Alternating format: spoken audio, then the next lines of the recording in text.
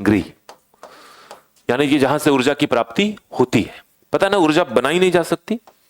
कई लोग भावावेश में बोल देते कि माइटोकॉन्ड्रिया ऊर्जा बनाता है, ऊर्जा का उत्पादन करता है। ऊर्जा का उत्पादन कभी होता ही नहीं। ऊर्जा की प्राप्ति हो सकती है, उत्पादन तो नहीं हो सकता। तो बेसिकली क्या करता है माइटोकॉन्ड्रिया? क्या करता है माइटोकॉन्ड्रिया? ऊर्जा के एक स्वरूप को दूसरे स्वरूप में बदलता है। माइटोकॉन्ड्रिया में और आपके बाइक के इंजन में कोई अंतर नहीं है, कोई अंतर नहीं है, एकदम सेम है। बाइक के इंजन में हम ईंधन के रूप में क्या डालते हैं? पेट्रोल, ठीक है। पेट्रोल को जलाने के लिए हमें हवा की आवश्यकता पड़ती है, तो एक एयर फिल्टर लगा होता है, बाइक में एयर फिल्टर होता है, वो हवा को खींचता है। हवा में भी किस चीज की आवश्यकता है? ऑक्सीजन की। तो हवा का ऑक्सीजन और पेट्रोल दोनों आपस में मिलता है। उसी समय स्पार्क से यानी आग से हम उसको जलाते हैं। तो आप कह सकते हैं कि पेट्रोल को ऑक्सीजन के उपस्थिति में हम जलाते हैं। जलाते हैं तो पेट्रोल टूटता है, उसका विघटन होता है, और टूटने के बाद बनाता है पेट्रोल क्या? कार्बन डाइऑक्साइड और पानी, और उसके साथ हमें मिल जाती है ऊर्जा। उस ऊर्जा से गाड़ी चलती है, ठीक है। यही है ना, इसमें तो कोई तकलीफ नहीं है। हमारे बॉडी में जो इंजन है उसका नाम है माइटोकॉन्ड्रिया। उसका ईंधन क्या है? ग्लूकोज। क्या है उसका ईंधन? ग्लूकोज, जो किस रूप में खाते हैं हम? भोजन के रूप में। तो हमने भोजन जो किया, उस भोजन को पचते पचाते लास्ट में क्या मिलेगा? ग्लूकोज मिलेगा। जो चावल खाते हैं, रोटी खाते हैं, ये ग्लूकोज में ही टूटता है। ग्लूकोज हमारे बॉडी का ईंधन है, ये पता है आपको। ग्लूकोज को विघटित करने के लिए, जला तो नहीं रहे हम, विघटित कर रहे हैं। जलाना भी विघटन नहीं है। तो ग्लूकोज को विघटित करने के लिए हमें भी चाहिए ऑक्सीजन। तो हम सांस लेते हैं, हमारे पास भी एक एयर फिल्टर है जिसको हम फेफड़ा कहते हैं। हमने सांस लिया तो क्या लिया? हवा लिया भाई साहब। सांस में ऑक्सीजन ले लोगे सीधा आप, फिल्टर यहां थोड़े लगा है। हम हवा लेते हैं फेफड़े में, और फेफड़ा उसमें से ऑक्सीजन को छांटता है, रक्त में देता है। रक्त के विभिन्न मैकेनिज्म से कहां पहुंचता है? कोशिकाओं में। तो ग्लूकोज था, ऑक्सीजन भी आ गया। और अब इसका विघटन होगा, तो विघटन के बाद क्या बनेगा? कार्बन डाइऑक्साइड और पानी, वही जो पेट्रोल के टूटने से बनता है। और उससे क्या निकल जाएगी? ऊर्जा। उस ऊर्जा से मैं बोल रहा हूं, आप सुन रहे हैं, आपके शरीर का तापमान है, आपकी बॉडी के अंदर समस्त क्रियाएं चल रही हैं, आपका किडनी फंक्शन कर रहा है, आपका ब्रेन फंक्शन कर रहा है, आपके हार्ट फंक्शन कर रहे हैं। सेम है। बल्कि आप ध्यान से देखो तो पेट्रोल में ग्लूकोज में अंतर भी नहीं है। पेट्रोल को जीवाश्म ईंधन कहते हैं। हजारों लाखों साल पहले पेड़ पौधे दब गए, रूपांतरित हो गए, मेटामॉर्फाइज हो गए, तो बन गए कोयला, और उसी कोयले के अंदर बन गया वो क्रूड ऑयल, पेट्रोलियम तेल। उसी को हमने रिफाइन कर लिया तो पेट्रोल मिला। तो जो पेट्रोल है वो, उसकी भी तो ओरिजिन कहां से है? पादप से है, जंतुओं से। बस ये है कि वो लाखों साल पुराना है और स्वरूप में बदल के जटिल हो चुका है। हम जो खा रहे हैं वो तुरंत तुरंत का, 1 महीना 1.5 महीना या तुरंत ताजा ही अभी तोड़ा है। यही तो अंदर है। हमारा वाला सरल है, सुपाच्य है, आसानी से उपलब्ध है और ताजा है। लेकिन कोयला लकड़ी तो है। जीवाश्म ईंधन, जीवाश्म नाम से ही स्पष्ट है। फोजिल फ्यूल कहते हैं। फोजिल किसे कहते थे? ऐसे प्लांट्स एनिमल्स जो हजारों लाखों साल पहले दब गए, जमीन में चले गए। अब मैं ये नहीं कह रहा हूं कि आज से जाके पेट्रोल पीना शुरू कर दो। मैंने क्या कहा? वो रूपांतरित और जटिल हो चुका है, उसको पचाने के लिए हमारे बॉडी में कोई सिस्टम नहीं है, लेकिन काम तो वही हो रहा है। पेट्रोल ऑक्सीजन के प्रेजेंस में विघटित हुआ, कार्बन डाइऑक्साइड और पानी में बदला और एनर्जी निकल गई। ग्लूकोज ऑक्सीजन के प्रेजेंस में विघटित हुआ, कार्बन डाइऑक्साइड और पानी में कन्वर्ट हुआ, एनर्जी निकल गई, हम चल रहे हैं। तो क्या इंजन एनर्जी बना रहा है? नहीं। इंजन पेट्रोल में निहित ऊर्जा को एक ऐसे ऊर्जा में बदल रहा है जिससे हम कार्य कर पाए। आप अगर टेक्निकली बोले तो केमिकल एनर्जी को मैकेनिकल एनर्जी में कन्वर्ट कर रहा है, गतिज ऊर्जा में बदल रहा है। तो हम जो खाना खाते हैं उसमें कौन सी एनर्जी है? Chemical energy. C6H12O6 ग्लूकोज का फॉर्मूला है। उसको तोड़ते हैं तो CO2 और H2O बनता है। तो रासायनिक ऊर्जा हमारे बॉडी के लिए बायोलॉजिकल ऊर्जा में बदल गई, आप ये कह सकते हैं। तो सोचिए, अगर आपको माइटोकॉन्ड्रिया की बात याद रखनी हो तो आप याद रख लीजिए बाइक का इंजन।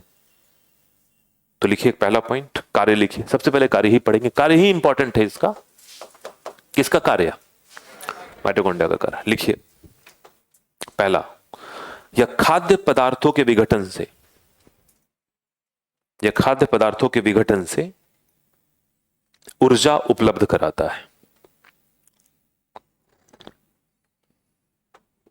यह खाद्य पदार्थों के विघटन से ऊर्जा उपलब्ध कराता है। कोई दिक्कत? सिंपल लैंग्वेज, इससे सरल कुछ हो भी नहीं सकता, लेकिन सरल से काम हमारा चलेगा नहीं। दूसरा पॉइंट लिखिए, थोड़ा सा और ज्यादा जटिल बनाते हैं। सेकंड पॉइंट, इसी बात को हम दूसरी तरीके से कहते हैं, और लिखिए, यह ग्लूकोज के ऑक्सीकरण के द्वारा, यह ग्लूकोज के ऑक्सीकरण के द्वारा ऊर्जा उपलब्ध कराता है। ग्लूकोज के ऑक्सीकरण के द्वारा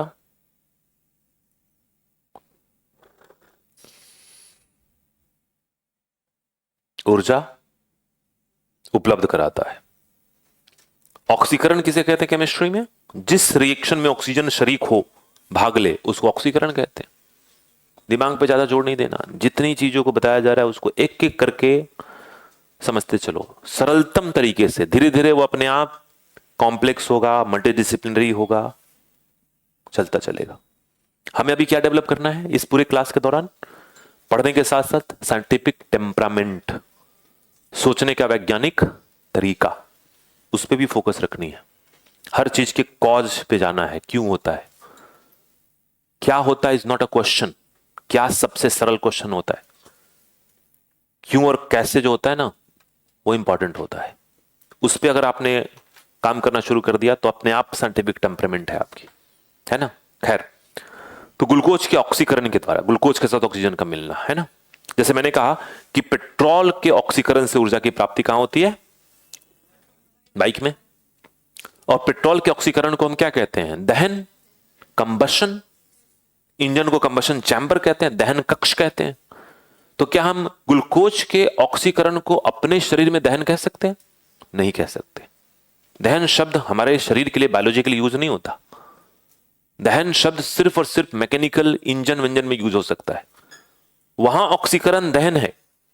कागज जलाया, कागज जलाना भी ऑक्सीकरण है, क्योंकि ऑक्सीजन के बिना कागज भी नहीं जलेगा, यह कंबशन है। लेकिन हमारे बॉडी में ग्लूकोज अगर ऑक्सीडाइज हो रहा है तो उसके लिए एक शब्द है, और वो है श्वसन। क्या है वो? श्वसन, रेस्पिरेशन। लोग एक बात गलत समझते हैं, लोगों को यह लगता है कि श्वसन जो है वो सांस लेना और छोड़ना है। नहीं, वो ब्रीदिंग है। उसको सांसोच्छ्वास कहते हैं, उसको गैसेस एक्सचेंज कहते हैं, गैसों का विनिमय कहते हैं। आप सांस लेना बोलिए, लेकिन जब आप कहते हैं श्वसन, तो वो श्वसन जो है वो बिल्कुल सांस लेना छोड़ना नहीं है। श्वसन का मतलब होता है ग्लूकोज का ऑक्सीकरण ऑक्सीजन की सहायता से। इंग्लिश में कहते हैं उसको रेस्पिरेशन। सोचिए, अगर मैं ये कहूं कि मैं सांस ले रहा हूं, छोड़ रहा हूं, तो मैं थोड़े ना बोलूंगा मैं रेस्पिरेशन कर रहा हूं। रेस्पिरेशन तो कोशिका में हो रहा है, मैं तो ब्रीदिंग कर रहा हूं।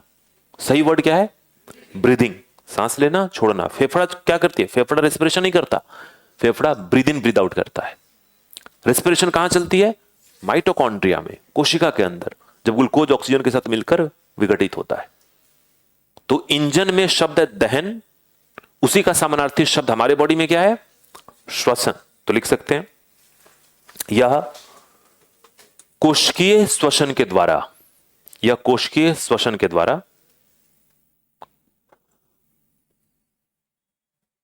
ऊर्जा उपलब्ध कराता है, ऊर्जा उपलब्ध कराता है।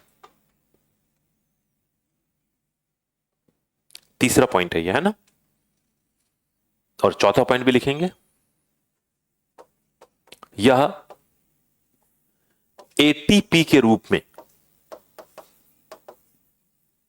एडिनोसिन ट्राइफॉस्फेट, बताऊंगा मैं अभी क्या है। एटीपी के रूप में, एडिनोसिन ट्राइफॉस्फेट के रूप में ऊर्जा उपलब्ध कराता है। तो कितने पॉइंट लिखे आपने? 4 लिखे। चारों किसके काम है? माइटोकॉन्ड्रिया के। तो क्या 4 अलग अलग काम है, एक ही है? एक ही है। कोई व्यक्ति ने पूछा आपसे कि अरे माइटोकॉन्ड्रिया क्या करता है, तो आपने कहा एटीपी उपलब्ध कराता है। या एटीपी के रूप में ऊर्जा उपलब्ध कराता है। हमारे बॉडी में जो एनर्जी है ना, उसका स्वरूप क्या है?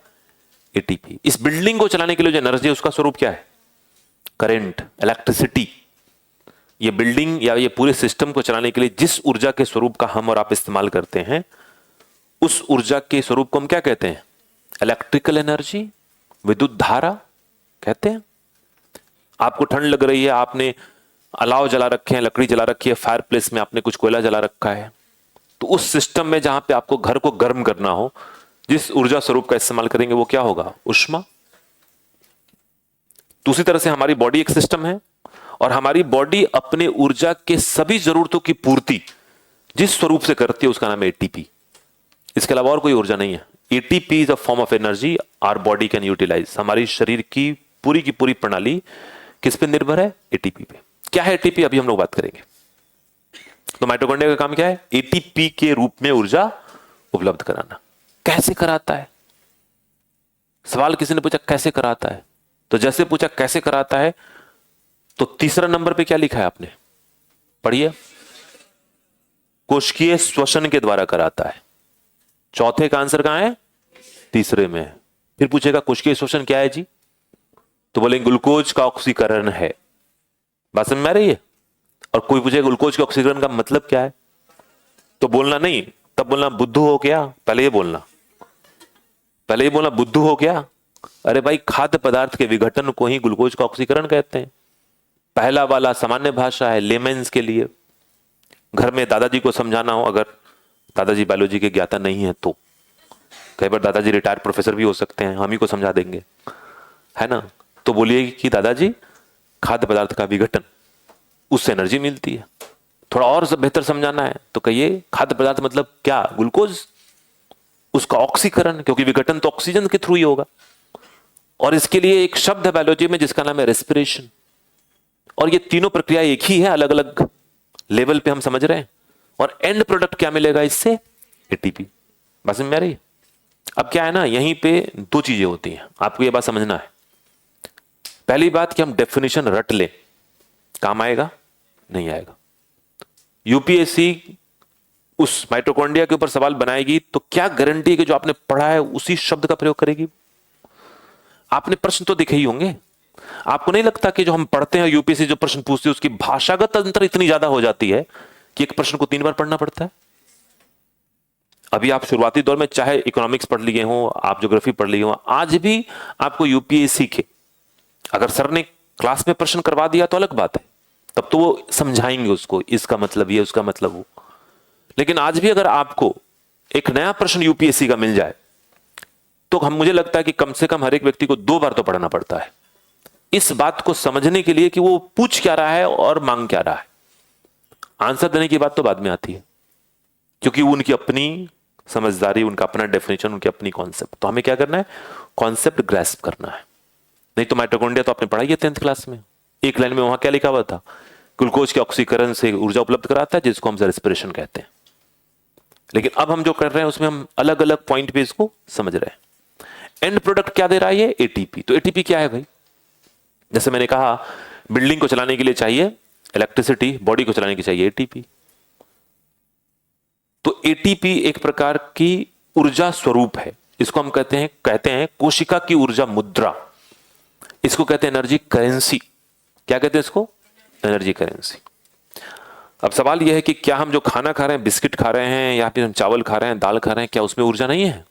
है भाई, उसमें भी है। किलो कैलोरी में ऊर्जा उसमें लिखी होती है। 100 ग्राम के बिस्किट का पैकेट आप खरीदते हैं, पार्ले जी जो भी, तो उसमें लिखा होता है 440 किलो कैलोरी लिखा होता है। तो वो ऊर्जा में उपलब्ध होनी चाहिए। लेकिन किलो कैलोरी डायरेक्टली काम नहीं आएगा। वो ऊर्जा को मापने का एक अलग तरीका है। बॉडी यूटिलाइज कैसे करती है उसको?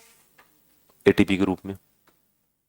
तो एटीपी और बिस्किट के पैकेट पे लिखे गए किलो कैलोरी और एटीपी के बीच का रिलेशन क्या है, अंतर क्या है, उस बात को समझेंगे। यह अंतर वही है कि आपके पास 10 ग्राम सोना है, या मान लो 10 ग्राम छोड़ो, 1 केजी सोना आपके पास, 1 किलोग्राम सोना है। 10-10 ग्राम के आपके पास जो है ना, अनगिनत सिक्के पड़े हुए हैं, बिस्तर के नीचे आपने रखा हुआ है बैग में भर के। तो आप धनी तो हैं, धनी तो बहुत धनी है भाई, कम धनी थोड़े हैं। 1 केजी सोना, समझ रहे हैं आप। और धन के स्तर पे कोई दिक्कत नहीं है, लेकिन प्रॉब्लम है आपके पास पैसे नहीं है, करेंसी नहीं है, नोट नहीं है, मुद्रा नहीं है। लेकिन इसका मतलब ये नहीं कि आप रिच नहीं है। आपने कहा भाई पैसे तो है नहीं, तो कोई बात नहीं, एक आपने 10 ग्राम के सोने की कॉइन निकाली, पॉकेट में रखा, 75,000 का है वो आज के डेट में, और आप निकल आए, बत्रा धाम पहुंचे आप, और वहां पे आप भी चाय पिए, 10-15 दोस्त थे उनको भी पिलाया, 200 रुपए का बिल हुआ, आपने कॉइन निकाला, दिया, बोला भैया काट लो। 75,000 की वैल्यू है उसकी, लेकिन वो ट्रांजैक्शन में नहीं है, वो इस्तेमाल करने योग्य स्वरूप में नहीं है। तो ये है बिस्किट का पैकेट जिस पे लिखा है 440 कैलोरी या किलो कैलोरी। लेकिन वो दुकानदार गुस्सा हो जाएगा, कहेगा क्या मजाक कर रहे हैं आप, ये मैं कैसे करूंगा, मुझे पैसे चाहिए। आप उसको समझा रहे हो भाई पैसे ही तो है, ये 75,000 की वैल्यू है, देख लो वेबसाइट खोल के, आज का रेट यही है। तो आप क्या करेंगे, आप उस सोने को लेके जाएंगे किसी ज्वेलर के पास, बैंक में, कहीं भी, और आप उस 10 ग्राम का सोना देंगे, बदले में 75,000 रुपए आपको मिल जाएंगे। अब उसको आप जैसे चाहे वैसे खर्च करो, हर जगह उसकी ट्रांजेक्शन चलेगी। तो जब हम खाना खाते हैं, उस खाने के अंदर जो एनर्जी है वो सोना है, वो उस रूप में है कि बॉडी इस्तेमाल कर नहीं पाएगा। माइटोकॉन्ड्रिया क्या करता है, उसी सोने को करेंसी में चेंज कर देता है, और उस करेंसी का नाम क्या है, एटीपी है। मैं बोल रहा हूं एटीपी खर्च हो रहा है। आप बैठे हैं, आपके शरीर का तापमान है ना 37 डिग्री, वो इसलिए है क्योंकि लगातार आपके कोशिकाओं में, शरीर के अंदर एटीपी खर्च हो रही है। खर्च हो रही है मतलब एटीपी ऊष्मा के रूप में कन्वर्ट हो रहा है। एनर्जी ना तो बनती है ना टूटती है, बल्कि एक से दूसरे स्वरूप में बदलती है, यही तो होता है। तो क्या एटीपी बना, लेकिन इस एटीपी बनने में एनर्जी का स्वरूप चेंज हुआ। मैंने कहा कि सोना तो था ही 75,000 का, बस सोना जो था वो मेटल के रूप में था, अब वो सोना जो है ना करेंसी के रूप में आ गया, उसकी वैल्यू, धन के स्तर पे उसकी वैल्यू जो थी वही रही। तो बिस्किट के अंदर 440 कैलोरी, खाना खाने के बाद, पचने के बाद, रेस्पिरेशन के बाद एटीपी 500-600 एटीपी बन गए। मेरे शरीर का तापमान है 10-15 एटीपी खर्च हो रहा है, तो ऊष्मा के रूप में परिवेश में चला जा रहा है, और ऐसे ही चल रही है बात। You get me point. तो हमारे बॉडी को चाहिए, किसी भी तरीके की एनर्जी नहीं चाहिए, क्या चाहिए, एटीपी चाहिए। ये सारा जतन एटीपी पैदा करने के लिए है। जैसे इस बिल्डिंग को चलाने के लिए इलेक्ट्रिसिटी चाहिए। अब मान लो लाइट चली जाए, और लाइट चली जाए तो ऊपर से स्टाफ जो है ना 4 सिलेंडर लेके आए एलपीजी का, बोले कि सिलेंडर लगा देते हैं, चलेगा सिस्टम? सिलेंडर में भी तो एनर्जी है। सब गाड़ी के इंजन शुरू कर दे, बोले पेट्रोल जलाते हैं सर यहीं पे, तो क्या एसी चल जाएगी? नहीं चल पाएगी ना। उसको सही ढंग से पेट्रोल कहीं और जाना के देना पड़ेगा, कहां पे, पावर हाउस, पावर स्टेशन, तब फिर जाके इलेक्ट्रिसिटी आएगी, तब ये चलेगा। वही रिलेशन। हाँ जी, बॉडी बहुत स्मार्ट मशीन है, अधिक एटीपी फॉर्म नहीं करता। इनका सवाल है कि एटीपी ज्यादा फॉर्म हो गया, तो ज्यादा फॉर्म होगा जब ज्यादा काम करेंगे आप। बाइक के अंदर क्या कभी ज्यादा एनर्जी बनती है? जितना रेस लेते हैं एनर्जी उतनी बनती है, इंजन उतना ही बोलने लगता है, पेट्रोल उतनी ही अधिक जलती है, नहीं तो बाकी का पेट्रोल कहां रहेगा, टंकी में जमा रहेगा।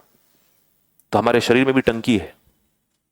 हम खाना खाते हैं, और खाना खाते हैं तो खाने के एक हिस्से का इस्तेमाल होता है एटीपी के कन्वर्जन में, कॉन्स्टेंटली होते रहता है, जो बच जाता है जमा हो जाता है। ये जमा जो हो गया ना, उसी को वसा कहते हैं, इसी को फैट कहते हैं। अब एक बार जब फैट जमा हो गया तो क्या करना है, डाइटिशियन डॉक्टर क्या कहते हैं, खाना कम करो, दौड़ो। खाना का मतलब पेट्रोल कम डालो अब, क्योंकि जमा है पेट्रोल अंदर, और दौड़ो मतलब एटीपी बनवाओ, खर्च करवाओ, है कि नहीं? तो ये कहानी है। Body is very smart. हमारा शरीर, हमारा दिमाग जो है ना, हमें धोखा देता है, हमें ही पता नहीं चलता। अभी तो शुरुआत है धोखे की, चलता रहेगा। चलो लिखो। हाँ, एक एडेनिन के साथ 3 फॉस्फेट ग्रुप जुड़े हुए हैं, है ना? तो अभी एडेनिन क्या है वो भी पढ़ लेंगे आगे। लिखिए, 5वां पॉइंट लिखिए, नोट करके लिखिए।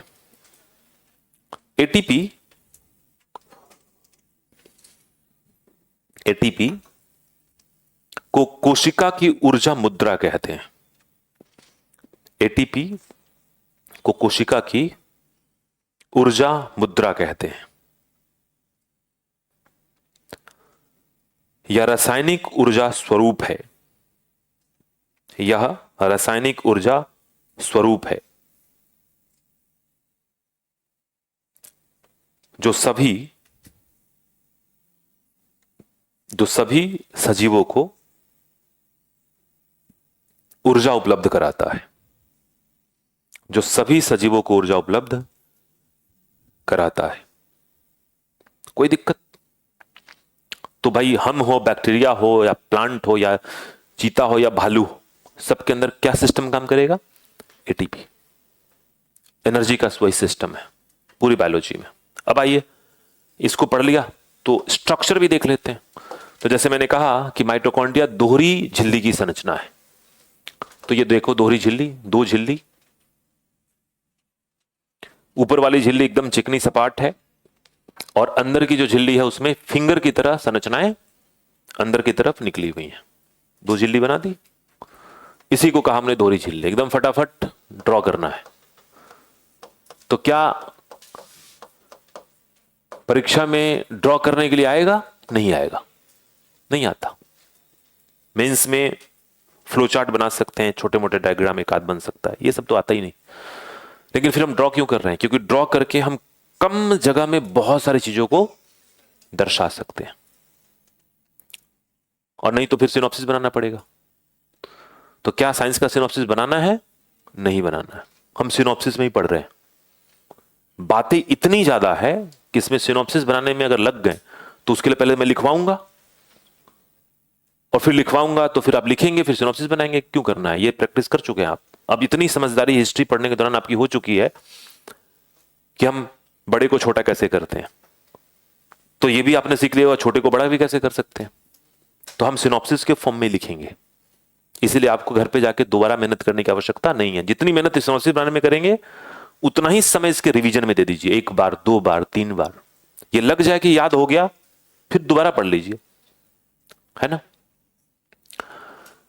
ये जो संरचना है इसको कहते हैं क्रिस्टी। क्या कहते हैं इसको? क्रिस्टी। नाम बस याद रखना है, क्रिस्टी। लेकिन क्रिस्टी के ऊपर आप देखेंगे कि एक बहुत छोटी छोटी संरचनाएं होती हैं इस तरह की। ऐसा लगता है जैसे अल्पिन जो है वो लगाया हुआ हो। सब पे होती हैं, सब पे मैं नहीं बनाऊंगा, दो चार बना के छोड़ देता हूं। और इसको कहते हैं ऑक्सीजोम। क्या कहते हैं इसको? ऑक्सीजोम, या इसको कहते हैं F1 पार्टिकल।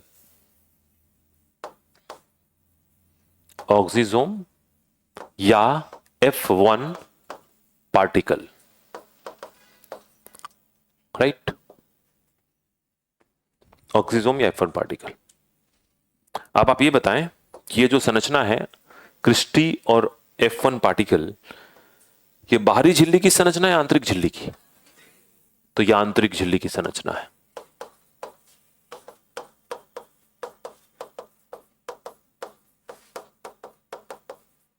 बाहरी झिल्ली तो वैसे ऐसे ही कवर है और कुछ नहीं है। और इसी का काम है, इसी आंतरिक झिल्ली की संरचना का काम है, इसका कार्य क्या है? कोशिकीय श्वसन। पढ़ा था ना अभी? कोशिकीय श्वसन यानी कि ग्लूकोज का ऑक्सीकरण। तो माइटोकॉन्ड्रिया का काम कोशिकीय श्वसन, लेकिन माइटोकॉन्ड्रिया में एग्जैक्टली किसका काम? तो क्रिस्टी और F1 पार्टिकल का। हम इसके डिटेल में नहीं जाना, बस इतना ध्यान रखना। यही उसकी इंस्ट्रूमेंट है, यही उसके वो भाग हैं जिससे ये कोशिकीय श्वसन की क्रिया संपन्न होती है, यही करवाते हैं। अंदर में ये जगह खाली है, लेकिन बायोलॉजी में खाली कुछ नहीं होता। उसके अंदर भरा हुआ है एक द्रव भरा हुआ है,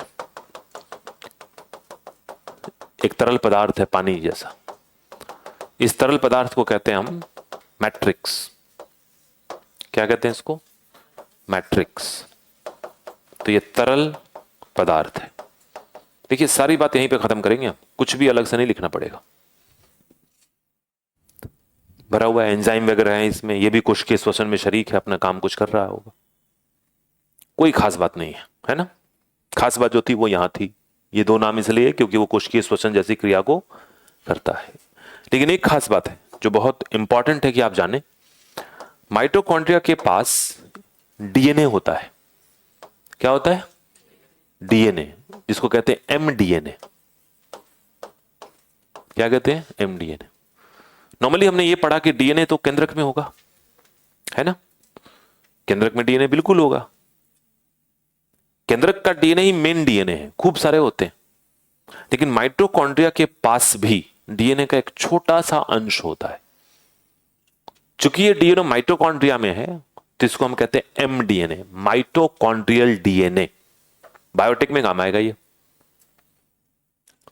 अब सवाल है कि डीएनए का काम क्या है? अभी तक हमने क्या पढ़ी पिछले 2 क्लासेस में?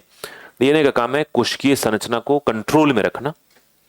डीएनए के पास है सूत्र, फॉर्मूला है, जिससे कोशिका की पूरी कार्यविधि उसके नियंत्रण में चलती है। यानी किसी कोशिका में डीएनए की भूमिका वही है जो इस देश में संविधान की है। संविधान भी आंकड़ा ही है, धाराएं हैं, और पूरा देश जो चल रहा है उसी संविधान के अनुरूप चल रहा है ना।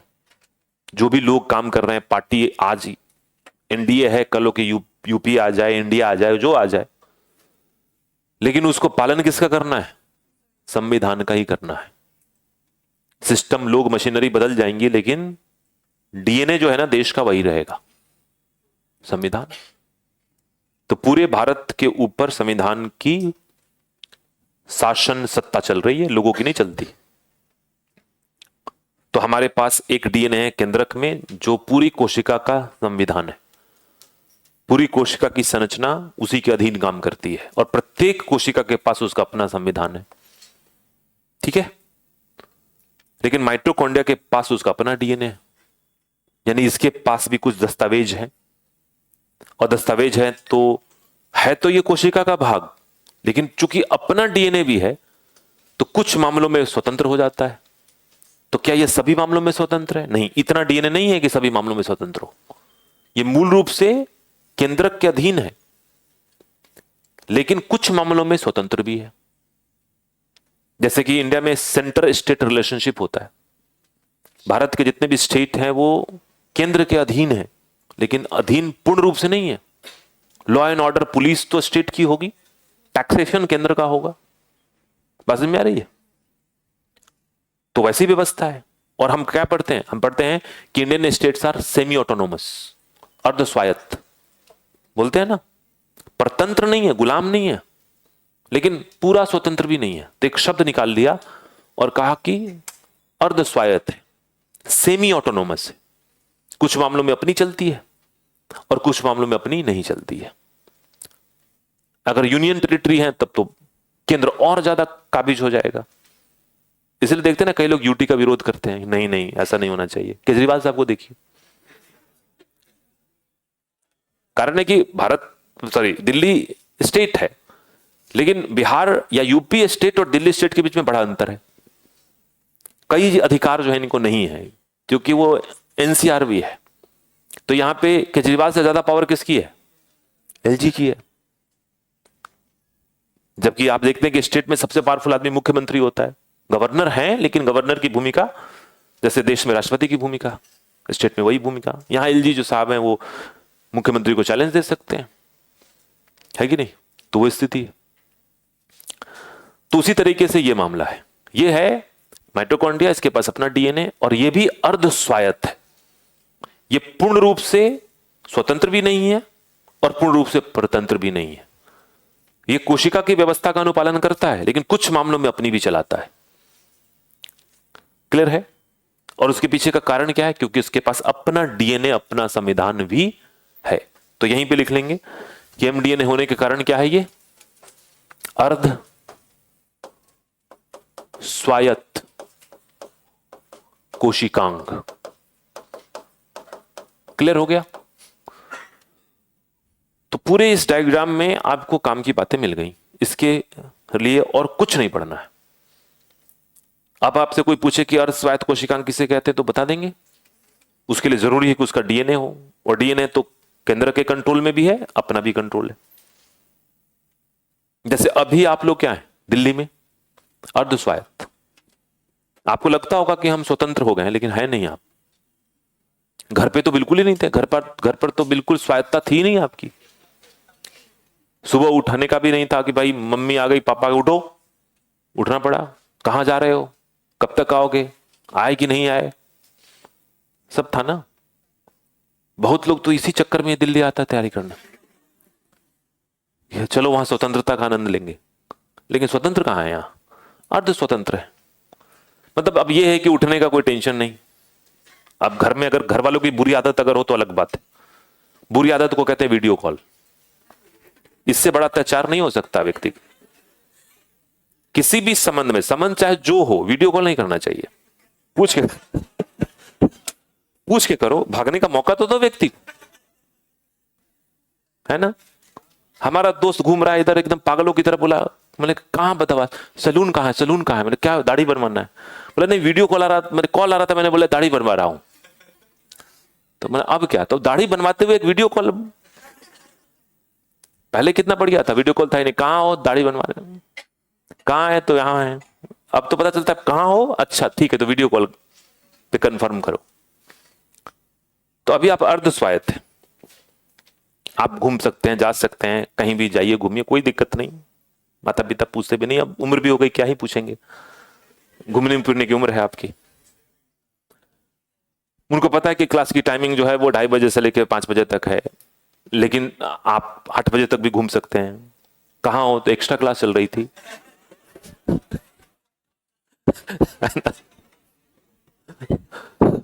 संडे को तो, अरे संडे को टेस्ट चल रहा था, 6 घंटे का टेस्ट था, ठीक है कोई बात नहीं। लेकिन ज्यादा एक्स्ट्रा क्लास बताओगे ना तो वहां से पैसा आना बंद हो जाएगा, वित्त मंत्रालय भी वहीं से चल रहा है। तो यही है अर्ध स्वायत्तता, कि बाकी मामलों में हम स्वतंत्र, लेकिन वित्त वाला मामला जो है ना अभी भी वहीं से आए। तो ये स्थिति किसकी, माइटोकॉन्ड्रिया की। दो चीजें ध्यान देनी है, एक ये, बस नाम कहीं दिमाग में अटक जाए बहुत बड़ी बात है, आंतरिक झिल्ली कोशिकीय श्वसन, और उधर डीएनए अर्ध स्वायत्तता, बात खत्म हो गई। मेन हमें याद करना है कि इसका फंक्शन क्या था, है ना। आगे इसकी रिपीटेशन इतनी होगी कि आपको ये सब छोटी छोटी बातें बहुत एबीसीडी लगने लगेगी, आपको दिमाग पे जोर भी नहीं देना पड़ेगा। अब आगे बढ़ते हैं। नेक्स्ट है प्लास्टिड, दूसरा है प्लास्टिड, लवक। अच्छा, माइटोकॉन्ड्रिया पता है ना आपको, प्लांट और एनिमल दोनों में होते हैं, लेकिन लवक जो होंगे सिर्फ किस में होंगे, सिर्फ पादप में। तो केवल पादप में, प्लांट्स में, एनिमल में तो हो भी नहीं सकता। और इसमें सबसे इंपॉर्टेंट जो टॉपिक है वो है टाइप्स ऑफ प्लास्टिड। तो प्लास्टिड के या लवक के प्रकार, जैसे पहला प्रकार है, तो पहला प्रकार जो हमारा है वो है हरित लवक। हरित लवक इंग्लिश में कहते हैं क्लोरोप्लास्ट, है ना। इसलिए कहते हैं क्योंकि इसका रंग होता है हरा। अच्छा, रंग जब हरा होगा तो कोई पिगमेंट भी तो होगा जो उसको रंगीन बनाएगा। तो उसका जो पिगमेंट है, यहां लिख देता हूं पिगमेंट, वो है क्लोरोफिल। क्लोरोफिल जिसको कहते हैं पर्णहरित। पर्णहरित, जैसे इस कमरे की दीवार पे कोई रंग नहीं है, रंगहीन है, लेकिन हरे रंग से पेंट कर देंगे तब तो हरा दिखेगा। तो हरा दिखेगा जब हरा पेंट होगा।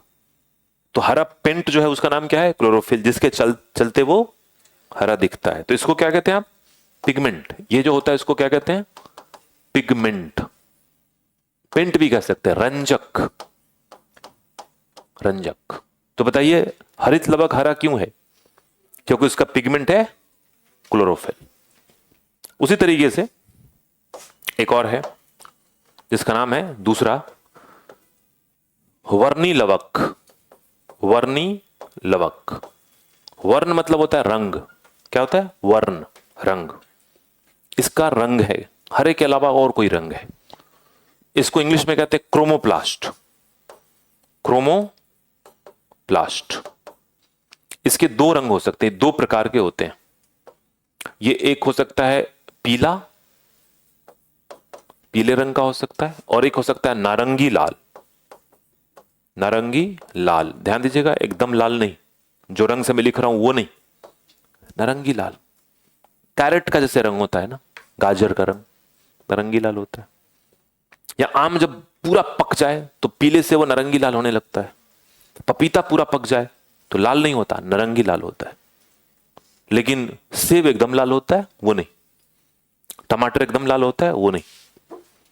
तो पीला होगा तो रंजक का नाम है ज़ैंथोफिल। क्या नाम है इसका? ज़ैंथोफिल। एक केमिकल है जो प्लांट में पाया जाता है, ज़ैंथोफिल नाम है। और अगर नारंगी लाल है तो एक और अलग केमिकल है जिसका नाम है कैरोटीन। क्या नाम है? कैरोटीन।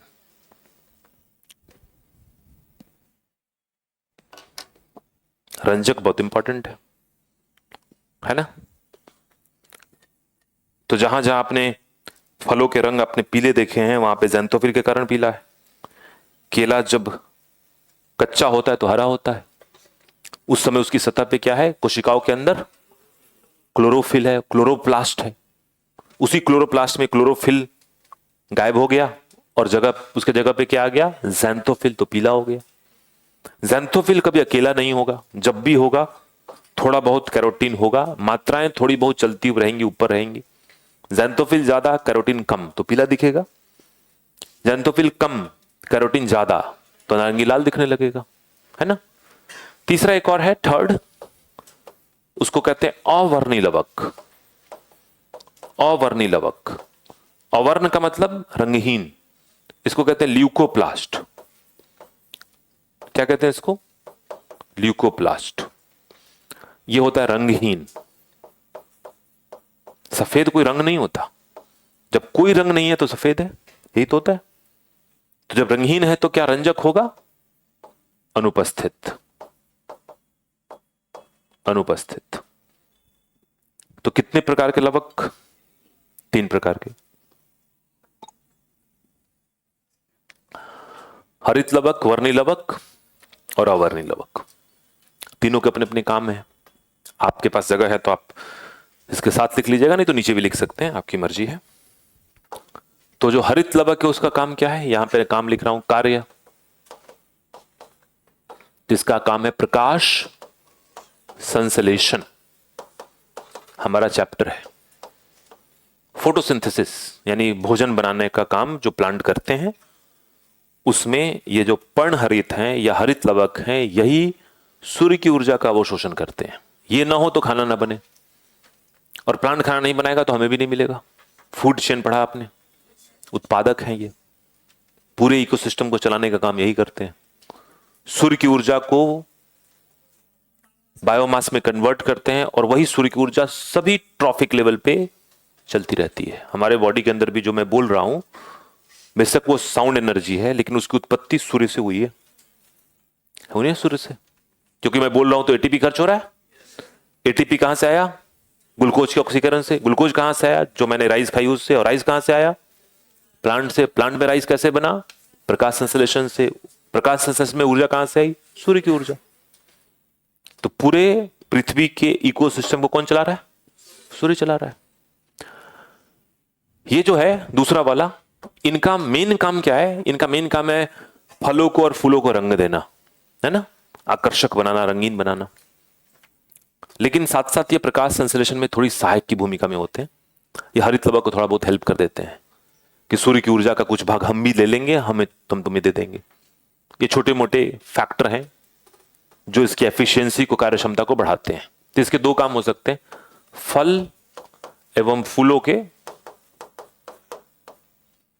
रंग, और दूसरा प्रकाश संश्लेषण में सहायक। सहायक क्लियर है? कोई दिक्कत? अभी दिखाएंगे उसको भी, परेशान मत होइए। अब देखिए, ये जो जिसमें कुछ भी नहीं है, ये करते हैं भोजन का संग्रहण। भोजन का संग्रहण कहां? प्लांट में, पादपों में। और भोजन, जो प्लांट का जो भोजन होता है ना, संग्रहित भोजन, वो क्या होता है पता है ना आपको? स्टार्च होता है। प्लांट नॉर्मली जब कुछ जमा करता है, मतलब 90% केसेस में जब जमा करता है कुछ अपने अंदर, किस रूप में? स्टार्च के रूप में। आलू काटेंगे क्या मिलेगा? स्टार्च मिलेगा। राइस स्टार्च, आपके जो गेहूं है स्टार्च, जितने भी अनाज है स्टार्च। दाल है तो प्रोटीन, लेकिन प्रोटीन से ज्यादा स्टार्च, प्रोटीन से ज्यादा उसमें क्या है? स्टार्च है। प्रोटीन की मात्रा ज्यादा है, चावल गेहूं से ज्यादा है, लेकिन ये नहीं कि प्रोटीन ज्यादा स्टार्च कम। स्टार्च ज्यादा, प्रोटीन अन्य के तुलना में ज्यादा। तो ये रंगहीन होते हैं। आप इसका बेस्ट एग्जांपल कहां देखेंगे? एग्जांपल आलू। आप देखिए, आलू को काटते हैं तो कोई क्या रंग दिखता है? रंगीन होता है। हल्का पीला इसलिए दिखता है क्योंकि स्टार्च का रंग ऐसा होता है, अदरवाइज वो बिल्कुल रंगीन है। लेकिन वही आलू अगर सतह पे आ जाए, उसकी मिट्टी हट जाए, तो वो भाग हरा हो जाता है। इसका मतलब कि सिस्टम तो अंदर था ही प्लास्टिड का, रंग नहीं थे उसके पास। सूर्य की रोशनी पड़ने से रंग प्रकट हो गए। तो पहली बात, ये तीनों कोई भी किसी रूप में बदल सकता है।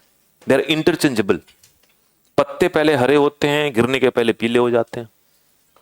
फल पहले हरा होता है, पकने के दौरान पीला और नारंगी लाल भी हो सकता है कि नहीं? आलू रंगहीन होता है, सूर्य की रोशनी में लगातार रहे, मिट्टी हटने के कारण तो उसका उतना वाला भाग हरा हो जाता है, होता रहता है। इसलिए कि डिजाइन तो वही है, अंदर के कमरा तो बना हुआ है, बस पेंट ही तो बदलना है। पेंट नहीं तो अवर्णी लवक, पीला पेंट या नारंगी लाल पेंट तो वर्णी लवक, उस पेंट के ऊपर हरा पेंट लगा दिया तो हरित लवक, बदलता रहेगा, है ना? अब कुछ पॉइंट से लिखिए, फिर हम आगे की बात करेंगे। इसमें जो कैरोटीन है ना, ये कमाल की चीज है। ये कैरोटीन जब हम खाते हैं तो यही कैरोटीन हमारे लिवर में पहुंचकर विटामिन ए में बदल जाता है। किसे बदलता है? विटामिन ए में। इसीलिए आपने देखा होगा, हम पढ़ते हैं लिखते हैं, डॉक्टर से भी हम जब बात करते हैं तो कहते हैं कि अगर आंखों को ठीक रखना है तो आप पीले रंग के सब्जियों और फलों का सेवन करो। फलों का, जैसे कि papaya is a very good source of vitamin A, गाजर is a very good source of vitamin A, mango is a very good source of vitamin A. हरे पत्तेदार सब्जियों में भी कैरोटीन होता है। यह है कि हरा रंग ज्यादा स्ट्रांग है तो हरे रंग के पीछे क्या छुप गया? ये कैरोटीन छुप गया है। लेकिन है, पालक बहुत बढ़िया स्रोत है किसका? विटामिन ए का, क्योंकि उसके पास कैरोटीन है। लेकिन पालक तो हरा दिखता है, इसीलिए कि कैरोटीन के ऊपर हरा रंग ज्यादा प्रभावी है। तो अगर नारंगी लाल रंग हो, हरा रंग हो, तो दिखेगा तो हरा ही, लेकिन हरा रंग कम हो जाए तो कैसा दिखने लगेगा? वो पीला। तो था उसके पास भी, है ना? तो ये क्या, ये जो आम है या फिर पपाया है या फिर कैरेट है या स्पिनच है, ये विटामिन ए के स्रोत हैं या कैरोटीन के स्रोत हैं? आप दोनों बात कह सकते हैं, कोई दिक्कत नहीं है, लेकिन थोड़ी एहतियात रखनी है। प्रश्न जैसे पूछेगा उस हिसाब से। मूल रूप से अगर ज्ञान की बात की जाए, साइंस की बात की जाए, तो they are source of carotene. और हम विटामिन ए नहीं खाते, हम प्राकृतिक तौर पे कैरोटीन खाते हैं। लिवर उसे विटामिन ए में बदलता है। लेकिन मैं ये भी नहीं कह रहा कि बॉडी विटामिन ए बनाता है, नहीं बनाता। बॉडी विटामिन ए नहीं बना सकता, उसको कैरोटीन चाहिए, क्योंकि कच्चा पदार्थ क्या है विटामिन ए का? कैरोटीन। बस उसको बदलना है। बदलने का काम कौन कर देता है? लिवर। तो लिखिए, नोट करके लिखिए, कैरोटीन, कैरोटीन मानो लिवर में, लिवर को यकृत कहते हैं हिंदी में, कैरोटीन मानो लिवर में पहुंचकर, मानो लिवर में पहुंचकर विटामिन ए में बदल जाता है। विटामिन ए, विटामिन ए को क्या बोलते हैं? रेटिनॉल। रेटिनॉल, रेटिना आंख की संरचना है, विटामिन ए में बदल जाता है। कोई दिक्कत? चलिए दूसरा पॉइंट लिखिए आप, सेकंड पॉइंट, नोट का दूसरा पॉइंट। ये जो क्लोरोफिल है ना, उसका मेन काम क्या है? प्रकाश का अवशोषण करना, सूर्य की ऊर्जा को प्लांट में स्थापित करना, ताकि उस ऊर्जा को हम भोजन के रूप में कन्वर्ट कर सके, ग्लूकोज स्टार्च जो भी बनता है। क्योंकि ऊर्जा बनाई नहीं जा सकती, एक से दूसरे रूप में बदली जा सकती है। तो प्लांट के पास भी अगर एनर्जी रिच फूड है तो एनर्जी तो कहीं से चाहिए। तो अल्टीमेट सोर्स ऑफ एनर्जी क्या है? सन। इस ecosystem ultimate source of energy sun ही है। अब देखिए ध्यान से कि क्लोरोफिल में ऐसा क्या होगा कि वो सूर्य की ऊर्जा को अवशोषित करेगा।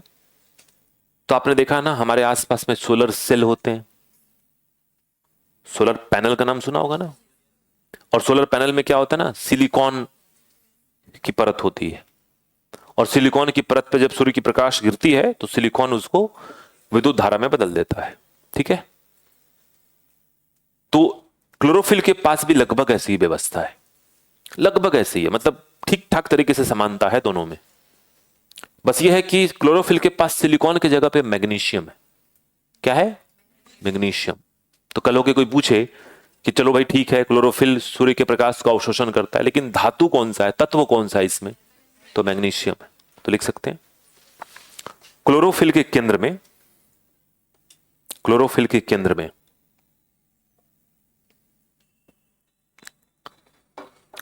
मैग्नीशियम धातु पाया जाता है, मैग्नीशियम धातु पाया जाता है।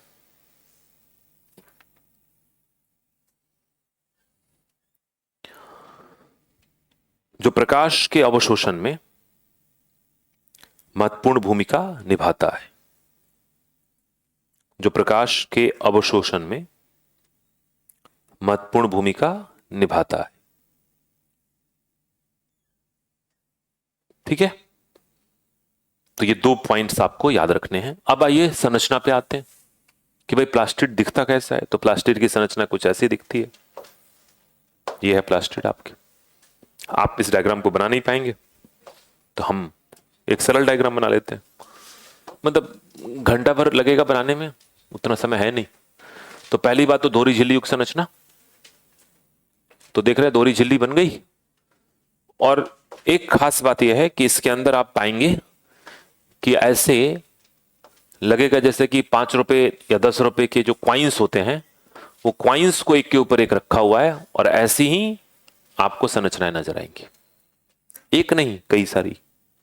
तो एक ये है, फिर यहां पर है, राइट, फिर यहां पर है, आपस में कई जगह पे जुड़ा भी होगा। ये संरचना है। जो खाली जगह बच गई उसके अंदर एक तरल पदार्थ मिलेगा। खाली जगह तो कुछ होती नहीं, हर जगह कुछ ना कुछ तरल पदार्थ मिलता ही है। तो देखो भाई, ये है दोहरी झिल्ली,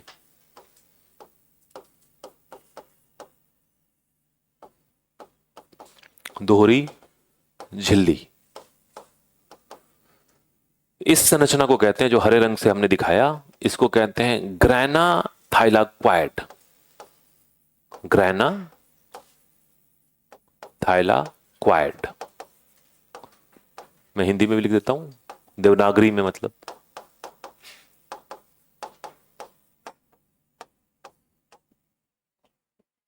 और ये बेसिकली जो है ना आंतरिक झिल्ली का भाग है, क्योंकि आंतरिक झिल्ली के ऊपर ये चिपका हुआ है। जैसे वहां पे क्रिस्टी था ना आंतरिक झिल्ली का भाग, वैसे ही यहां ये है, ये आंतरिक झिल्ली पे चिपका हुआ है। ये ऐसा दिख रहा है कि बीच में टंगा हुआ, ऐसा है नहीं। ये मामला वैसे ही कि जैसे कमरा जो है वो क्या है, प्लास्टिड है। तो दीवार पे आपने क्या लगा रखे हैं, ऐसे आपने सेल्फ बना रखे हैं, एक के ऊपर एक पटरियां लगा रखी हैं। तो चिपका हुआ किससे, आंतरिक दीवार से, है ना। और यही काम करता है, इसी पे पाए जाते हैं, इसी ग्रैना थाइलाक्वाइड पर रंजक पाए जाते हैं। तो लिखेंगे इस पर रंजक पाए जाते हैं।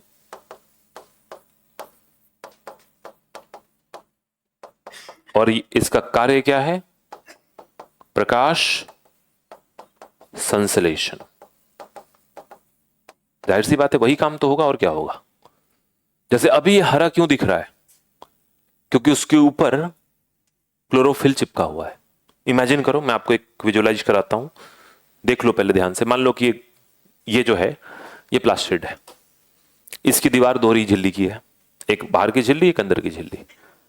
इसके अंदर अगर मैं 10 रुपए के क्वाइंस को एक साथ 10-10 क्वाइन को एक साथ इकट्ठा करके डाल दूं, और कई सारे डाल दूं, तो ये भर जाएगा लगभग उससे। और जहां गैप बनेगी वहां पे क्या मिलेगा? पानी। यही तो होगा। लेकिन जो 5 रुपीज या 10 रुपए के कॉइन हमने डाले अंदर, पाइल बना के, उसकी एक पूरी इकट्ठा बना के, उसको उसको हमने क्या किया? हरे रंग से रंग दिया। तो कॉइन कैसा हो गया? एक एक कॉइन हरे रंग का हो गया, और सारे हरे कॉइन हमने इसमें डाल दिए। तो ये पूरी ग्लास दूर से कैसी दिखेगी? हरी दिखेगी। अब ये वाला ग्लास जो है ना, कमरे के अंदर हम पूरे जगह पे लगा दें, है कि नहीं, तो पूरा कमरा कैसा दिखेगा? हरा दिखेगा। तो ये प्लास्टिड है, क्वाइन जो है वो ग्रेनाइट थैलाक्वाइड है, हरा रंग जो उसके ऊपर चिपका है वो पर्णहरित है, जिसके चलते अब इस पूरे प्लास्टिड को हम कहेंगे हरित लवक, क्योंकि हरा दिखेगा। और यही हरित लवक कोशिकाओं में खूब सारी है, तो पूरी कोशिका कैसी दिखेगी? हरी। और ऐसी हरी कोशिकाओं से अगर पूरे पत्ते बने हो तो पत्ते कैसे दिखेंगे? हरे। तो एक प्लांट जो हरा दिखता है उसका मूल कारक कहां है? ग्रेनाइट थैलाक्वाइड के ऊपर पाया जाने वाला रंजक। लेकिन रंजक बदल जाए तो पीला दिखेगा, नारंगी लाल दिखेगा। क्लियर है ना संरचना के स्तर पे? ये जो तरल पदार्थ है यहां पे, इसको कहते हैं, ये तरल पदार्थ, इसको कहते हैं स्ट्रोमा, तरल भाग या तरल पदार्थ, स्ट्रोमा है। कोई खास मतलब नहीं है, याद रह गया बहुत है, नहीं तो कोई दिक्कत नहीं। और इसमें भी एक खास बात है कि इसके पास भी डीएनए की संरचना है। तो इसके पास भी डीएनए है, और जब डीएनए होगा तो यह भी क्या बन जाएगा? अर्ध स्वायत्त कोशिकांग। तो बताइए, हमारे शरीर में अर्धस्वायत्त कोशिकांग है या नहीं है? माइटोकॉन्ड्रिया है। लेकिन पादप के पास दो हैं, माइटोकॉन्ड्रिया भी है और प्लास्टिड भी है। जिसके पास डीएनए उसके अंदर स्वायत्तता तो आ ही जाएगी। तो ये प्लास्टिड की संरचना है। ध्यान ये रखना है, ग्रेनाइट थैलाक्वाइड क्वाइंस की तरह एक के ऊपर एक लगे हुई संरचनाएं हैं, झिल्ली से बनी है, आंतरिक झिल्ली का भाग है, और इन्हीं के ऊपर रंजक होगा। जैसे 5 रुपए के सिक्के को मर्तबान में डालने के पहले हमने हरे रंग से पेंट कर दिया, तो हरा रंग क्वाइंस पे चिपक गए और उसके चलते पूरा मर्तबान हरा दिखने लगा। यही विजुअलाइज करना है कि नहीं? आगे प्रकाश संश्लेषण पढ़ेंगे तो ये रेफरेंस फिर आएगा कि प्रकाश अवशोषित कहां होता है, स्ट्रोमा में या ग्रेनाइट थैलाक्वाइड झिल्ली पर। जहां पे रंजक वहीं अवशोषण, क्योंकि प्रकाश संश्लेषण के लिए प्रकाश का अवशोषण कौन करता है? रंजक। और रंजक कहां है? थैलाक्वाइड की झिल्ली पे, तो अवशोषण भी वहीं होगा। स्ट्रोमा में कोई रंग दिख रहा है क्या? तो वहां नहीं होगा, है कि नहीं? अब आपने कहा कि भाई फल और फूल तो अलग अलग रंगों के भी होते हैं, और भी रंग हो सकते हैं। तो सही बात है, और रंग हो सकते हैं, क्योंकि अभी तक तो मामला था कि हरा, पीला, नारंगी, लाल। लेकिन टमाटर तो पूरा लाल है, सेब पूरा लाल है, बैंगन बैंगनी कलर का भी होता है कि नहीं? जामुन भी बैंगनी कलर का होता है। कुछ फ्लावर होते हैं जो ब्लू कलर के होते हैं। अपराजिता फूल देखे आपने? उसी को सुखा के आजकल लोग ब्लू टी बेचते हैं, है ना? इतना धोखाधड़ी चल रहा है दुनिया में, पूछो ही मत। और ब्लू टी इतना रेज है अभी आज के डेट में, वो एक प्रचलन है, लोग को ग्रीन टी से मन भर गया, अब कुछ रंग बदल के दो तो ब्लू टी। तो अपराजिता के प्लांट्स का जो ब्लू वाला फ्लावर होता है उसको सुखा के भर देते हैं, 100 ग्राम 700 रुपए में मिलता है। चाहो तो खेती कर लेना, बढ़िया व्यापार है। एक तो ऐसे ही उगता है, वो खाद पानी भी नहीं डालना है, और क्या फायदा नहीं फायदा जो भी है, कहते हैं कि उसके अंदर एंटीऑक्सीडेंट होता है। ठीक है, चलिए उसी बात को समझना है। तो पहली बात आप लिखेंगे अन्य पादप रंजक, अन्य पादप रंजक। तो भाई हरे रंग का इंतजाम हो चुका है प्रकृति में, है ना? पीले रंग का इंतजाम भी हो चुका है, नारंगी लाल रंग का भी इंतजाम हो चुका है, लेकिन अभी एकदम लाल का इंतजाम नहीं हुआ है ना? तो देखिए ध्यान से, एक रंजक है जिसका नाम है एंथोसियानिन। इसका एक और नाम है जिसको कहते हैं फ्लेवोनॉइड्स। तो दो वर्ड हैं, फ्लेवोनॉइड्स या एंथोसियानिन।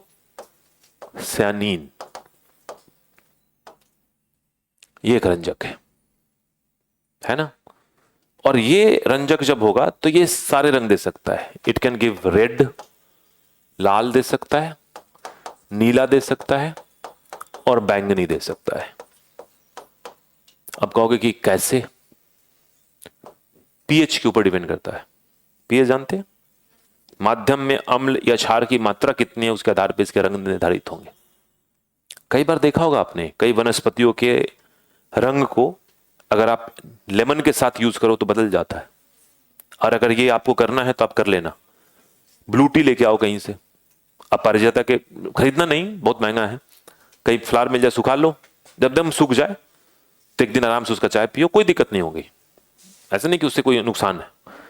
गर्म पानी, पहले उसके फ्लावर को डाल दो और उसके ऊपर गर्म पानी डालो तो उसके नीले रंग का जो है ना, वो रंग जो है वो बाहर आ जाएगा। पूरी जो चाय है वो एकदम नीली दिखेंगी, पारदर्शी नीला खूबसूरत दिखता है। लेकिन आपका मन भर गया कि अब नीला बहुत हुआ, आप कुछ और किया जाए, तो उसमें 2 ड्रॉप लेमन के डाल दो। जैसे लेमन के ड्रॉप डाल के हिलाओगे वो हो जाएगा हरा। बात समझ में आ रही है? उसकी रंग बदल जाएगी क्योंकि आपने माध्यम के पीएच में बदलाव कर दिया। तो ये एंथोसियानिन कमाल की चीज है। बैंगन का बैंगनी रंग भी इसी से है, गुलाब की पंखुड़ी का लाल रंग भी इसी से है, सेब का लाल रंग भी इसी से है। तो ये किसी भी चीज में बदल सकता है, लाल, नीला, बैंगनी, कुछ भी। प्रकृति में ऐसे भी आप देखोगे ना तो नीला बहुत मुश्किल से मिलता है। सबसे रेयर कलर प्रकृति में कौन है? नीला। You won't find it. आप देख लो ध्यान से, पूरा जोर लगा लो हर तरफ से, आपको अभी तक फ्लावर में अपराजिता के अलावा और कोई मिलेगा नहीं। हो सकता होगा लेकिन मुझे तो नहीं दिखा, है कि नहीं? वो रंग का बहुत उसमें दिक्कत है। लोग तो कहते हैं काला गुलाब भी होता है, लेकिन ध्यान से देखो तो काला गुलाब नहीं है, वो डार्क कलर का रेड गुलाब। लाल रंग इतने ज्यादा है कि वो कत्थई जैसा दिखने लगा। सुंदर नर्सरी जानते हो? गए हो? खूब बढ़िया गुलाब वाटिका है वहां पे, विंटर। बताइए जरा, हुमायूं टूम जानते हैं? उसी के सामने है। हुमायूं टूम तो जानते ही होंगे, हिस्ट्री पढ़ चुके हैं। तो दिल्ली बहुत अच्छी जगह है मुगल स्थापत्य को पढ़ने के लिए। हुमायूं जिस लाइब्रेरी में गिर के मरा था वो भी यही है, पुराना किला में, है ना। मैंने हिस्ट्री में पढ़ता पढ़ाता नहीं हूं लेकिन रुचि गहरी है मेरी, मतलब पढ़ाई लिखाई छोड़ दो तो छोटा मोटा गाइड बन सकता हूं मैं, है ना। तो हाँ, वो फोटोग्राफी के चक्कर में घूमते घूमते थोड़ा बहुत जान गया। खैर, तो वहां पे बहुत सारे गुलाब के पौधे हैं। अभी तो मैं अभी 1 हफ्ता पहले ही गया था, तो अभी तो सीजन नहीं है। फरवरी के महीने में जाइएगा ना तो आने का मन ही नहीं करेगा।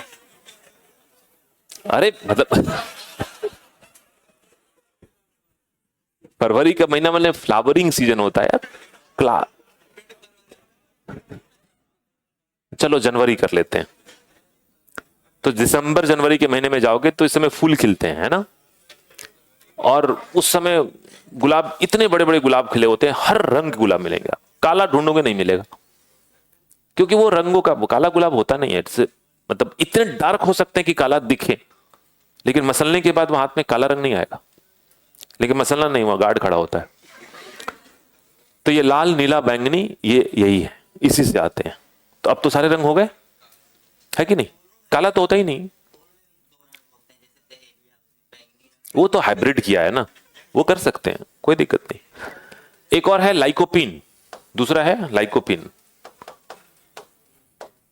लाइकोपिन, लाइकोपिन लाल रंग होता है, लेकिन सिर्फ किसमें? टमाटर में। मतलब सिर्फ टमाटर का मतलब हो गया कि टमाटर और टमाटर वर्ग के अंदर, जैसे चेरी टोमेटो, छोटे टोमेटो, बड़े टोमेटो, ढूंढते रहो तो आप देखोगे, आप उसको मिला लो और इनको मिला लो। अब प्लांट जगत के, पादप जगत के सारे रंग आपके सामने है कि नहीं। अब आते हैं उस मामले में कि जिन लोगों ने कहा कि अपराजिता के ब्लू टी पीने से आपके बॉडी में एंटीऑक्सीडेंट आएगा, वो सत्य है या गलत है? तो भाई वो सत्य है ना। प्रकृति ने हमें बहुत कुछ ऐसे दिए हैं जिसका उपयोग हम ठीक से करें तो दवा की जरूरत नहीं पड़ेगी। जानवरों को दवा की जरूरत कहां पड़ती है? लेकिन जानवरों में बड़ा सेंस है। अभी तो पता चला कि किसी जंगल में चिंपैंजी और कुछ बंदर की प्रजातियां जब बीमार पड़े तो जंगल में घुस के और एक खास प्लांट को तोड़ के और लगाया, जबकि उसके पास मानव के अनुपातिक तौर पे देखा जाए दिमाग तो है ही नहीं, और मानव भी तो यही करता था। लेकिन वही है कि हम अपने पुराने ज्ञान को भूलते चले गए। एलोपैथी ने कब्जा कर लिया हमारे दिमाग पे, हमारे जहन पे, और हम आयुर्वेदिक और पुराने ज्ञान को भूल चुके हैं। अब लोगों ने फिर कहना शुरू किया है कि भोजन जो होता है ना, खाना, it should be eaten like a medicine. अगर खाने को दवा के रूप में खाएंगे तो दवा खाने की आवश्यकता नहीं पड़ेगी। और एक समय ऐसा था जब खाना दवा के रूप में ही खाया जाता था। लेकिन जब हमने खाने को क्या देखना शुरू किया, स्वाद के रूप में खाना शुरू किया, तो फिर बॉडी में उसकी इम्बैलेंस पैदा हुई, और फिर उसको बैलेंस करने के लिए हम क्या खाते हैं, दवा, सप्लीमेंट, ये सब खाते हैं। तो एंटीऑक्सीडेंट क्या है, हम इस बात को समझते हैं। पहले तो ये बात आप समझ लीजिए, ये कहानी है ना। जैसे यहां पे देखिए एंथोसियानिन, ये लाल, बैंगनी, नारंगी सब हो जाएगा, सॉरी नीला, क्लोरोफिल और कैरोटीन। उसके अलावा ये प्लांट पिगमेंट है, दैट इज लाइकोपिन। टमाटर का लाल रंग इसके चलते, सेब का लाल रंग किसके चलते, फ्लेवोनॉइड या एंथोसियानिन के कारण। लेकिन टमाटर का लाल रंग लाइकोपिन के चलते। Lycopene is a very strong antioxidant, very good, very fine. मैंने इतना बढ़िया है ये कि अब इसको कैप्सूल के रूप में बेचा जाता है। तो टमाटर खाएं तो क्या लाइकोपिन मिलेगा? बिल्कुल मिलेगा। टमाटर खाना चाहिए, लाइकोपिन मिलता है। लेकिन प्रॉब्लम एक ही है, और एक ही है कि एक दो टमाटर से इतना नहीं मिलेगा कि कोई बहुत लाभ एकदम से हो जाए। तो या तो खाने में हैबिट में हो, ये खाते रहे 365 दिन खाते रहे। लेकिन अगर मान लो नहीं खाते हैं और किसी बीमारी के बाद खाने की आवश्यकता पड़ती है, तो फिर 10-15 केजी खाना पड़ेगा। तब उसकी मात्रा इतनी पहुंचेगी कि बॉडी की कमी को पूरा करे। तो कंपनियों ने क्या किया, इसके अंदर के एक्सट्रैक्ट को निकालकर कैप्सूल में कन्वर्ट कर दिया, और वो बिकता है लाइकोपिन के, एंटीऑक्सीडेंट है। तो सवाल है कि एंटीऑक्सीडेंट क्या होते हैं? एंटीऑक्सीडेंट को कहते हैं प्रतिऑक्सीकारक। प्रतिऑक्सीकारक। ऑक्सीजन जीवन को चलाने के लिए बहुत जरूरी है। ऑक्सीजन को कहते हैं प्राणवायु, कहते हैं ना। लेकिन ऑक्सीजन जितना बढ़िया उतना ही खतरनाक भी है। आप जानते हैं कि ऑक्सीजन अगर अकेला हो, O2 के फॉर्म में है, तब तक तो ठीक है वो। और अकेला oxygen O2 minus, O minus minus, O minus भी हो सकता है वो ऑक्सीजन नेसेंट ऑक्सीजन कहते हैं उसको। वो अत्यधिक क्रियाशील होता है, जिससे भी जुड़ेगा उसको विघटित कर देगा। तभी तो विघटन के लिए ऑक्सीजन की जरूरत पड़ती है ना, ऑक्सीजन की जरूरत। सीओडी पढ़ा होगा, केमिकल ऑक्सीजन डिमांड, तो पढ़ा कि उसमें ऑक्सीजन कम पड़ गया, विघटन कैसे होगा। बात समझ में आ रही है? विघटन भी बड़ी अजीब सी चीज है। प्रकृति में कचरों का विघटन हो तो हम ताली बजाते हैं कि बढ़िया हुआ, हो गया। और हमारे टेबल पे रखे हुए भोजन का विघटन हो गया तो हमारे लिए वो घाटा है, नुकसान है तो विघटन ही। ऑक्सीजन विघटन करता है। विघटन अगर हमारे शरीर के अंदर ग्लूकोज का हुआ तो ऊर्जा मिल गई, लेकिन टेबल पे पड़े हुए खाने का हो गया तो वेस्ट चला गया। You get me point? और प्रकृति में कचरे फैले उसका हो गया तो बढ़िया है, अच्छा है। अब एक्वेटिक इकोसिस्टम बढ़िया रहेगा, जलीय परितंत्र में कोई समस्या नहीं होगी। लेकिन बॉडी में अगर हमारे शरीर के अंदर नेसेंट ऑक्सीजन पहुंच जाए, खाली ऑक्सीजन रहे, जिसको कोई काम नहीं मिला, तो वो क्या करेगा, उत्पात मचा देता है।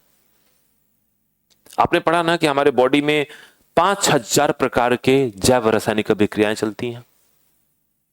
और जब भी कोई जैव रासायनिक अभिक्रिया चलेगी, जब भी कोई रिएक्शन होगा प्रयोगशाला में, तो दो चीजें बनती है, उत्पाद और प्रत्युत्पाद। उत्पाद हमेशा काम की चीज होती है, प्रत्युत्पाद को कहते हैं बाई प्रोडक्ट, वो बेकार होती है, उसको हम फेंकते हैं, डिस्कार्ड करते हैं। कोई भी फैक्ट्री जो कोई वस्तु बनाकर आपको देती है, तो उस फैक्ट्री से कचरा भी तो निकलता है। और कचरा को क्या कितना हम गंभीर मानते हैं, बोलते हैं भाई पोल्यूशन क्रिएट कर रहा है, पूरे पर्यावरण को खतरे में डाल रहा है। रिएक्शन ही तो हो रहा होगा उधर भी। तो हमारे बॉडी में जब 5000 प्रकार के रिएक्शन चल रहे हैं, तो क्या प्रत्युत्पाद नहीं बनते होंगे? बनते हैं। उसी प्रत्युत्पाद को यूरिया कहते हैं, किडनी फिल्टर करके निकालता है। कार्बन डाइऑक्साइड कहते हैं, हम फेफड़े से सांस के रूप में बाहर निकालते हैं। कुछ ऐसे सॉल्ट्स होते हैं जो पसीने के रूप में बाहर आ जाते हैं। लेकिन बहुत सारी ऐसी चीजें होती हैं जो कोशिका में ही रह जाती हैं, और ये प्रति उत्पाद जो बनते हैं ना, ये बड़े रिएक्टिव होते हैं, ये सिस्टम के लिए ठीक नहीं है। और ये जैसे जैसे जमा होंगे वैसे वैसे हमारे शरीर की क्रियाएं प्रभावित होंगी, कमजोर होंगी, मंद होंगी, हम बूढ़े होंगे, झुर्रियां पड़ेंगी, और अल्टीमेटली एक दिन सब व्यक्ति मर जाएंगे। That is life. आपने कभी देखा कि एक छोटा बच्चा जब जन्म लेता है तो उसकी त्वचा, उसकी आंखें कितनी शानदार होती है, एक भी ब्लेमिशेस, एक भी दाग धब्बा कुछ नहीं, एकदम फ्रेश। हालांकि सब्जी और फल नहीं है वो, लेकिन फिर भी वो नहाए हो ना नहाए हो, उसे कोई फर्क नहीं पड़ता। और वही बच्चा धीरे धीरे धीरे धीरे, हम लोग आपकी उम्र में आ गया तो अभी भी आप तो फ्रेश ही हैं, मेरी उम्र में आ जाओगे तो आपको महसूस होना शुरू हो जाएगा कि अब झुर्रियां पड़ेंगी, बाल पकेंगे, है कि नहीं। थोड़ा और माता पिता जैसे मेरे हैं, अब ओल्ड एज में है वो, दे आर 70s, 70 साल की उम्र के आसपास है। दादा दादी रहे नहीं, क्योंकि जीवन की तो क्रिया यही है, यही तो है, चलना तो यही है। तो क्यों हुआ इंसान बूढ़ा ही क्यों होता है, कभी सोचा आपने? इसीलिए क्योंकि हमारे शरीर में जीवन को चलाने के लिए जो जैव रासायनिक अभिक्रियाएं चलती हैं, उससे उत्पाद मिलता है, ऊर्जा मिलती है, जिससे हमारा जीवन चलता है। मैटर, एनर्जी जीवन चलाने के लिए जरूरी। साथ ही साथ कुछ बनते हैं प्रति उत्पाद, जिसको शरीर के अलग अलग सिस्टम बॉडी से बाहर निकालता है, लेकिन संपूर्ण रूप से बाहर हम निकाल नहीं पाते। अगर हम संपूर्ण रूप से बाहर निकाल देते तो हम मरते ही नहीं। जो जीव संपूर्ण रूप से बाहर निकाल देता है वो नहीं मरता है, तो हमारे बॉडी में जमा होता है, और जैसे जैसे जमा होगा वो सिस्टम, वो अंग, वो ऊतक धीरे धीरे कमजोर होंगे, मलिन होंगे, झुर्रियां आएंगी, सिस्टम धीरे धीरे कोलैप्स करेगा और एक पॉइंट पे आके काम करना बंद कर देगा। और कहते हैं ओल्ड एज के कारण कॉम्प्लिकेशन आ गई। डॉक्टर कहते हैं इसको क्या कर सकते हैं, ओल्ड एज है, होगा ही। और फिर एक दिन वो व्यक्ति मर जाता है। अब ऐसे कौन जीव जंतु हैं जो सब कुछ निकाल देते हैं? अमीबा एक कोश की जीव है। एक कोश की जीव मरता ही नहीं, अमर होता है। पड़ा होगा अमीबा अमर होता है, क्योंकि जितना खाया पचाया, जो बच गया सब बाहर निकाल दिया। बॉडी के अंदर कोई भी बाई प्रोडक्ट रखा ही नहीं, तो अमीबा की कभी नेचुरल मौत होती ही नहीं है। अमीबा एक होता है, एक से दो बन जाता है, तो मरा कौन? कोई मरा नहीं। मरा मरेगा तब जब पानी की कमी हो जाएगी, मरेगा तब जब उसके ऊपर कोई हमला कर देगा।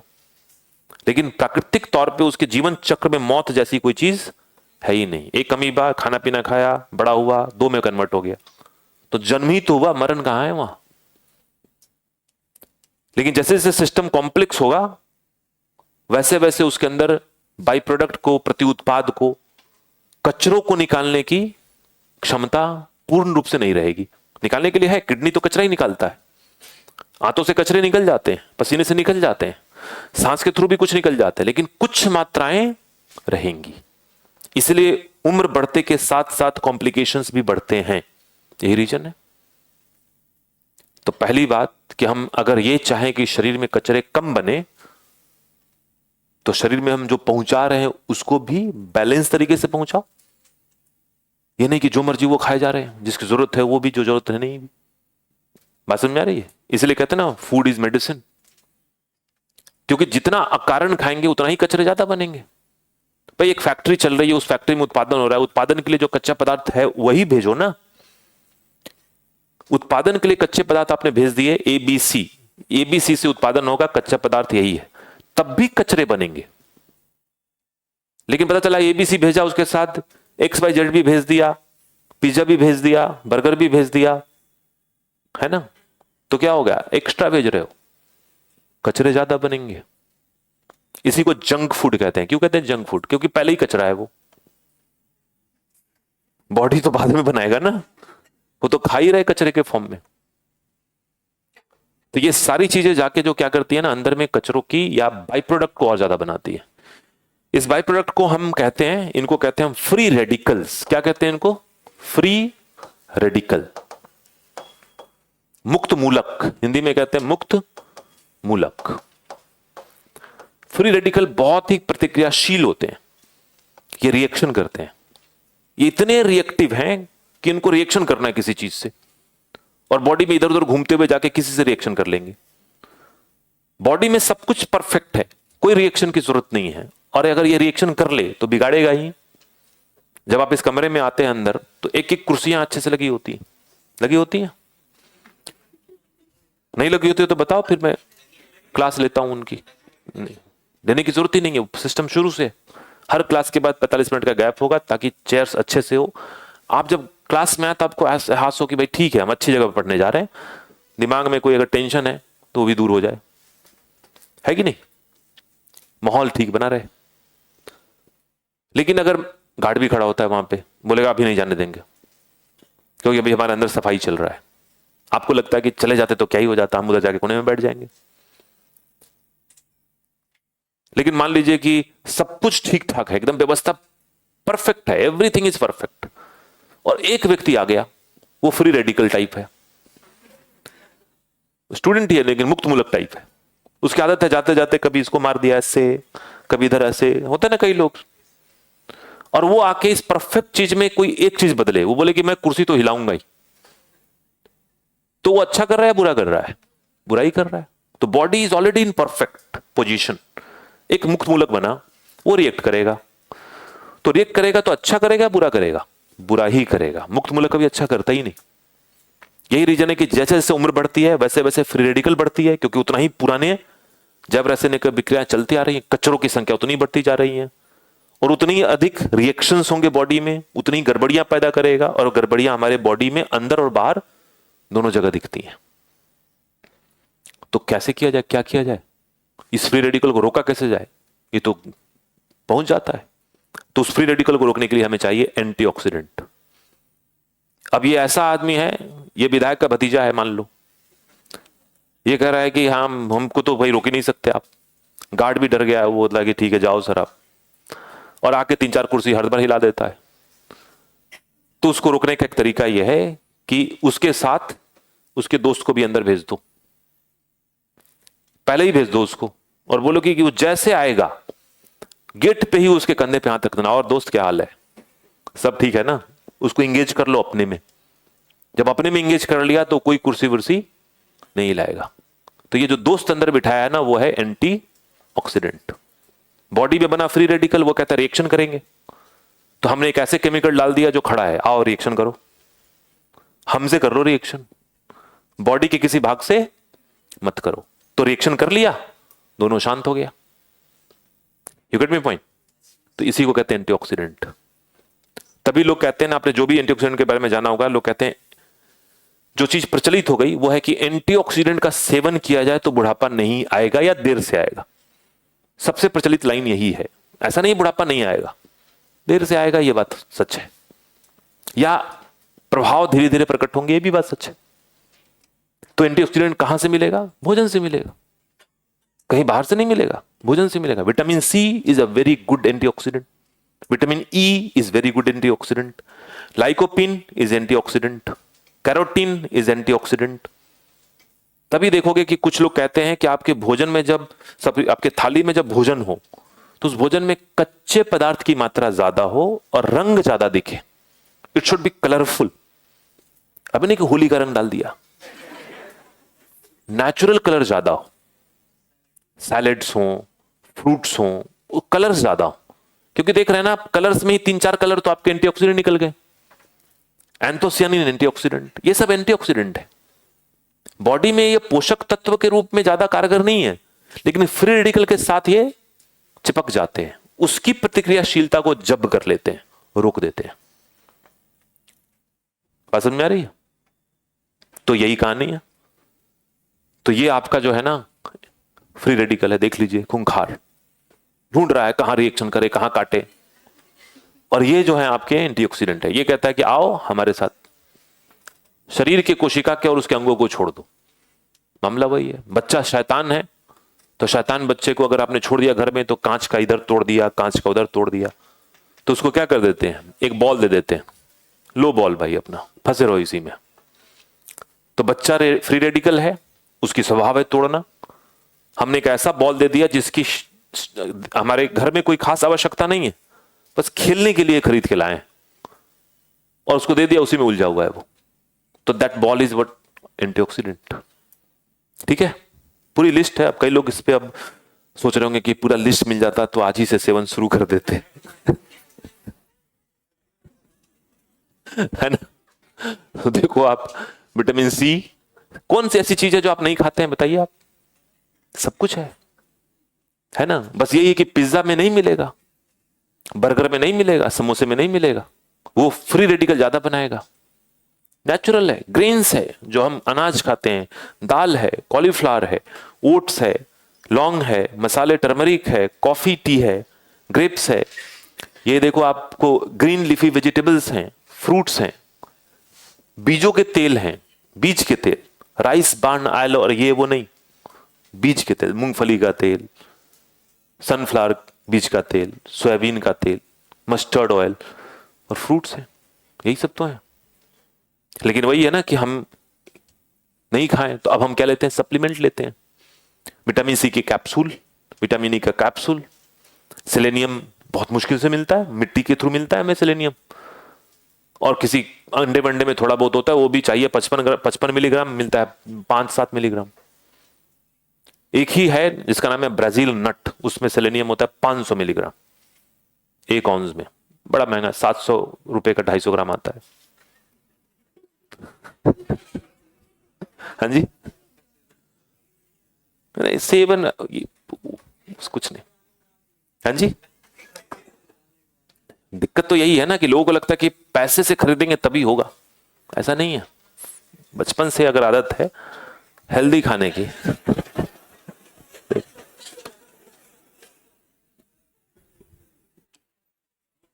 अगल बगल वाले अपना बैग चेक करके उठेंगे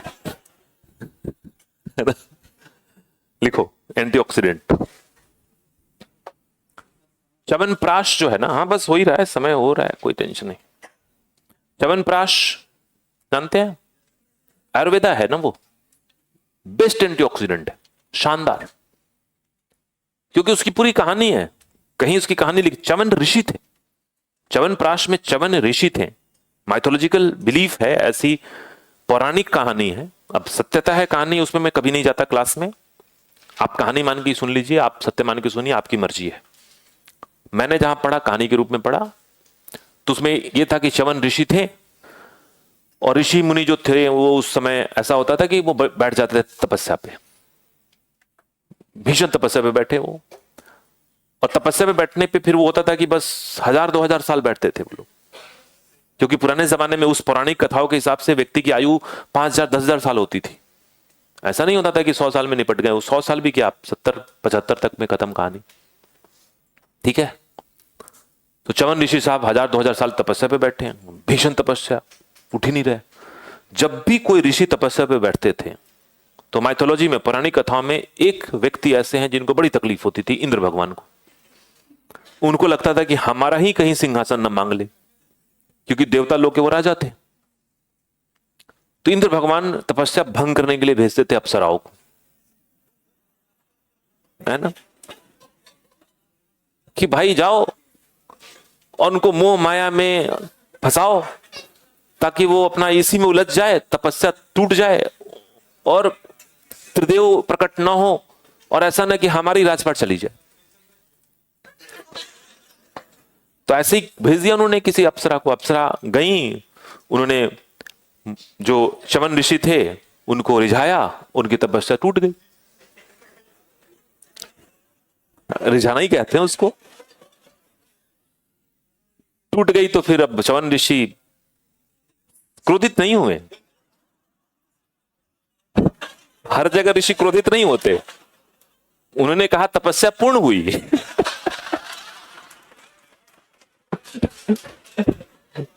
उन्होंने कहा तपस्या करके भी यही मिलना था। तो मामला था कि अब जो जो जो अप्सरा थी, उन्होंने ऑफर किया कि शादी करके हम लोग घर बसा लेते हैं, क्योंकि भरोसा था अगर मान लीजिए चली जाती फिर तपस्या पे बैठ जाते हैं।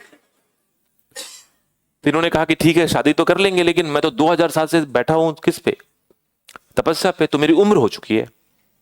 अब उम्र हो चुकी तो उम्र का अंतर बहुत है, तो इसलिए कुछ समय दीजिए। उन्होंने समय मांगा, बोला कि आप एक काम कीजिए, वापस जाइए इंद्रलोक और 2-3 साल के बाद फिर आइए। अब ये च्यवन ऋषि जो थे, ज्ञानी आदमी थे, वो चले गए जंगल में, और जंगल में जड़ी बूटी के हिसाब से उन्होंने एक रसायन बनाया और 2.5 साल खाए उसको। और अरे भाई, कहानी यही है, कहानी यही है। और खाने के बाद उनके अंदर फिर से वो उम्र रिवर्स हो गया, वो फिर से जवान हो गए। और उसी फॉर्मूला को आज के डेट में हम क्या कहते हैं? च्यवनप्राश। समझ रहे हैं? और देखिए च्यवनप्राश में मेन इंग्रेडिएंट क्या है? आंवला। आंवला किसका स्रोत है? विटामिन सी का। और भी चीजें हैं। तो जितनी लिस्ट आपने देखी उसमें बहुत चीजों का इस्तेमाल हुआ, लौंग का, मसालों का, आंवला का। तो हमारी आयुर्वेदिक ज्ञान है वो। आज हम च्यवनप्राश को भूल गए, एंटीऑक्सीडेंट की गोली खा रहे हैं। और गोली खा रहे हैं तो एंटीऑक्सीडेंट तो है, लेकिन उसका भी कुछ साइड इफेक्ट होगा। लेकिन च्यवनप्राश प्राकृतिक नेचुरल चीज, नेचुरल तरीके से बनाई गई, कोई साइड इफेक्ट नहीं, कुछ नहीं है कि नहीं? तो आज से 2 kg च्यवनप्राश लिखो, लिखो फटाफट। 2 पॉइंट है, लिखना है। फिर देखिए, प्रतिऑक्सीकारक या एंटीऑक्सीडेंट, यह शरीर में पैदा होने वाले, यह शरीर में पैदा होने वाले फ्री रेडिकल्स या मुक्त मूलकों के प्रभाव को कम कर देता है। फ्री रेडिकल या शरीर में पैदा होने वाले फ्री रेडिकल्स, यहां लिखा हुआ है देखिए आप, फ्री रेडिकल्स या मुक्त मूलकों के प्रभाव को कम कर देता है,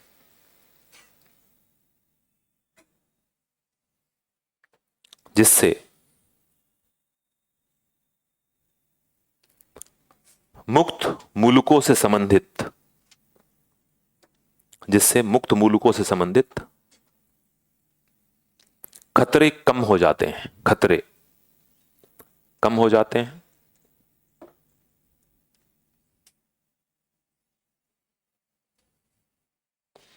उम्र का प्रभाव कम दिखता है, उम्र का प्रभाव कम दिखता है। और कैंसर जैसे रोगों से बचाव होता है, कैंसर जैसे रोगों से बचाव होता है। तो free radicals can be very dangerous. Free radical हमारे डीएनए पे जिस दिन हमला कर देगा ना, उस दिन वो कैंसर को भी ट्रिगर कर सकता है। कैंसर हमारे शरीर की कोशिकाएं होती हैं, बाहर से नहीं आती, और वो ट्रिगर करने का काम फ्री रेडिकल कर सकता है ना? सामान्य तौर पे क्या होगा? उम्र के प्रभाव आना तय है, आएंगे ही आएंगे, लेकिन किसी में बहुत तेजी से आता है।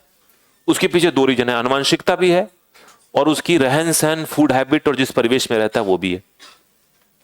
जो व्यक्ति धूप में खूब काम करेगा, धूप में ही अगर उसको काम करना है, और देखेंगे उसको झुर्रियां जल्दी आती है, क्योंकि यूवी रेज जो है हमारे त्वचा के अंदर के फ्री रेडिकल को बढ़ाने में सहायक हो जाता है। वो उस अभिक्रिया के दर को और बढ़ा देता है ना? अब लिख लीजिए एक और point, free radical, last point.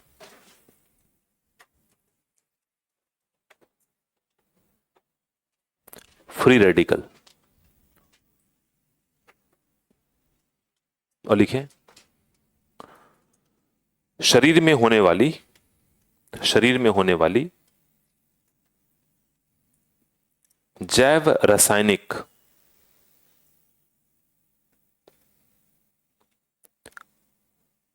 अभिक्रियाओं से उत्पन्न, जैव रासायनिक अभिक्रियाओं से उत्पन्न